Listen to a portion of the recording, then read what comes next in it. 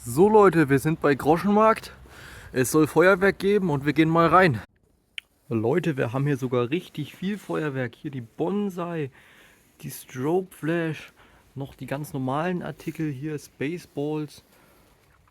Wir haben Bengalfeuer. Guckt euch das an. Und jetzt kommen wir zu den guten Sachen. Wir haben hier die Glitzerregen. Wir haben hier das Silvester Countdown. Wir haben einen Eimer. Wir haben hier das Fireblader. Wir haben das Space Wasteland und die Hells Crackers. Außerdem hier noch Fontänen und wenn wir weitergehen, haben wir sogar noch hier einen Aufsteller. Da sind hier unten auch nochmal die Fontänen drin.